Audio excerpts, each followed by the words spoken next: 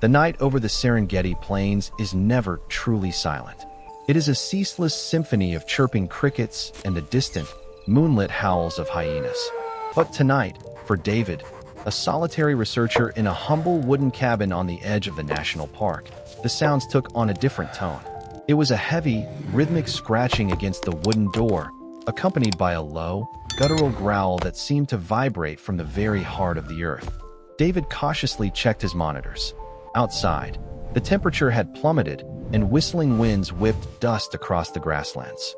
He cracked the door open just a few inches, his flashlight beam cutting through the thick darkness. His heart skipped a beat. Standing right on his porch was a fully grown lioness. In the wild, a lion at your door usually means one thing: you are prey. But as instinct urged David to slam the door shut, he noticed a sight that defied all laws of survival. A pale, tiny cub lay motionless between its mother's jaws. The lioness did not bare her teeth. Her amber eyes weren't stalking prey. They were clouded with exhaustion and a silent, desperate plea for help that could be felt in the soul. David stepped back, leaving the door ajar. It was a perilous decision, defying every safety protocol he had learned in a decade of wildlife work. The lioness, whom David later named Sahara, stepped into the dimly lit room with a heavy, limping gait. The scent of sun-scorched grass and the metallic tang of dried blood filled the small cabin. Showing no aggression, Sahara walked straight toward the stone fireplace where warmth still lingered and gently laid her cub on the rug. She stood guarding her young, then looked up at David. Standing like a statue against the wall, he began to whisper in a low, rhythmic tone, the way one calms a panicked creature. Miraculously, the queen of the Serengeti lowered her head and let out a soft huff. In that moment, it seemed Sahara had traded her predator's pride for her cub's chance at survival. This surrender wasn't weakness. It was the highest expression of maternal instinct. As Sahara approached the water bowl David slid toward her, he finally saw the cause of her misery. Her right front paw was swollen to twice its normal size. Looking closer, a wave of cold fury rose in David.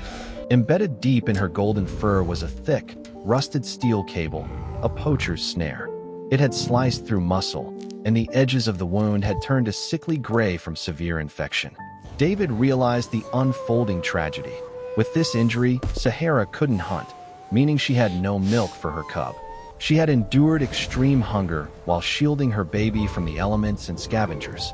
David moved toward his medical kit, hands trembling. He knew touching a wild lioness was usually a death sentence, but Sahara remained motionless. She watched intently as he retrieved antiseptic and heavy-duty wire cutters. As David worked, the lioness let out a low rumble, but it wasn't a threat. It was a reaction to the searing pain of the medicine. She didn't pull away or growl. The bond of trust being forged in that cabin was something David knew no textbook could explain. Finally, he snapped the cable. As the constricting pressure vanished, Sahara exhaled a long, shaky breath of relief, as if a 1,000-pound weight had been lifted from her soul. With Sahara's wound stabilized, David turned his focus to the cub. The tiny creature was little more than skin and bones, its breathing so faint it was hard to detect. Its skin was cold, a dire sign of hypothermia and exhaustion.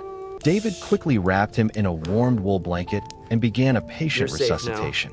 Inches away, Sahara lay prone, her massive head resting lightly on David's knee. An act of trust so profound it brought a lump to his throat. For the next 6 hours, David used a small syringe to drop a mixture of warm goat's milk and electrolytes into the cub's mouth. Every time David moved, Sahara's ears flicked, but she never bared a tooth. She seemed to understand that these human hands, smelling of chemicals and strange scents, were the only barrier between her cub and the abyss of death. In the flickering firelight, David watched the strange contrast, slender human hands nurturing the seed of a predator, under the gaze of a powerful yet vulnerable mother. Around 3 a.m., a miracle happened. The cub let out a faint, chirping cry. Tiny paws began to stir, kneading the wool blanket. A rush of relief washed over David. He looked down to find Sahara watching him, not as a predator, but as a mother acknowledging another soul devoted to her child. Amidst the stillness of the Serengeti night, the boundaries between species vanished, leaving only the primal empathy between living beings. As the cub fell into a deeper, more stable sleep, David's mind turned to that cruel steel cable. It was a professional snare, incredibly strong. This wasn't the work of a hungry local. It was the mark of a large-scale poaching ring. He knew that when the sun rose, his mission would extend beyond this cabin. He had to ensure that when Sahara and her cub returned to the wild, it would be safe for them. David took out his satellite phone and began drafting a message to the ranger teams, including coordinates where he suspected the snare lines were located. Based on the direction Sahara had arrived from, a new battle was beginning, not just to save one individual, but to protect an entire ecosystem. As the first rays of dawn painted the Serengeti horizon crimson, the ranger teams arrived. David left Sahara and the cub sleeping by the dying embers and headed into the field with the specialists. They began a massive sweep along the rocky slopes. What they found was a nightmare, a wall of death with over 30 steel snares hidden along the path to the only watering hole for miles. David participated directly in dismantling the traps, his anger burning with every cut of the wire. They found traces of a makeshift poaching camp, filled with illegal hides and crude butchery tools.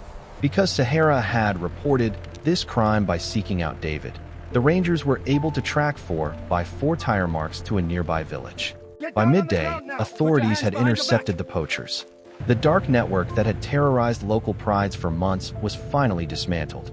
When David returned to the cabin, he found the cub standing on wobbly legs, emitting a tiny roar that sounded like a clumsy hiccup. Sahara was tenderly licking her cub, her sandpaper-rough tongue smoothing his downy fur. She looked up at David as he entered, her posture now more majestic and steady.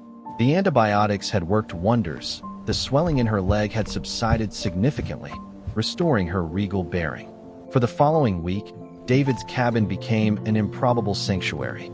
He watched the cub regain strength daily as it began pouncing on David's boots and chasing sunbeams on the floor. Sahara became a silent guardian, often sitting by the window, gazing at the vast horizon. David knew the time for goodbye was near. A lioness belongs to the wind and the tall grass, not the 4 walls of a man-made structure. He began to distance himself, allowing their wild instincts to resurface, preparing them for their return to their true kingdom. The morning of their departure was bittersweet.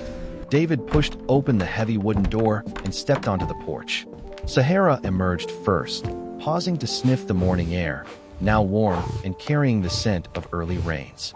The cub trotted behind her, not forgetting to look back at David one last time. Sahara didn't run away immediately. She stopped about 10 meters from the porch and turned around. She let out a low call from deep in her throat, and the cub immediately ran to her side. Then, the great lioness lowered her head in a slow, dignified movement, a deep bow of gratitude. She stayed like that for a single heartbeat before turning and vanishing into the golden sea of Serengeti grass. Months passed, and the memory of that night sometimes felt like a dream to David, until one day while he was on a field survey tracking the wildebeest migration. David stopped his jeep near a large copy to check his gear. Suddenly, a strange sensation ran down his spine. He turned his head and saw a pride of lions resting in the shade of an ancient acacia tree. A large lioness stood up and began walking toward his vehicle. David's hand reached for the ignition, but a strange intuition held him back. The lioness had a faint, silvery scar on her right front paw. She stopped just a few feet from the driver's side window. Behind her, a healthy, sturdy young lion poked his head out of the tall grass. She didn't growl. She simply sat down and looked David straight in the eye. It was the same amber gaze from that stormy night. David whispered her name, Sahara.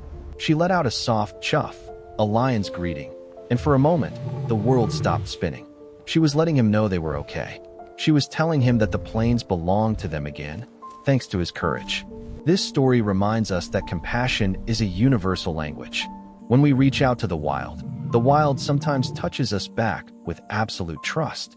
It is a bond that changes the human soul, reminding us that we are not the masters of this earth, but its guardians.